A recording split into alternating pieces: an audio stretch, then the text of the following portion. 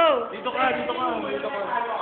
Well, may bet kami ni Arnil na kung sino yung mananalo at yung leading scorer, yun yung bilang ng sa NBA Finals, yun yung number ng Batslap.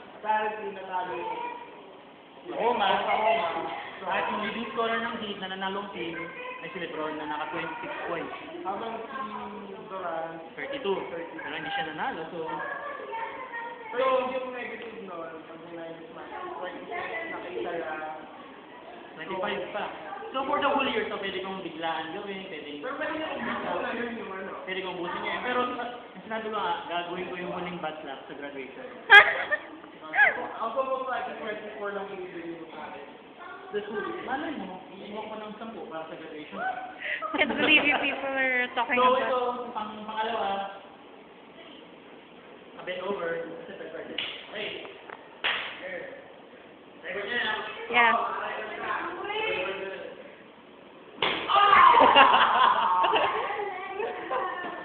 Sige, sige.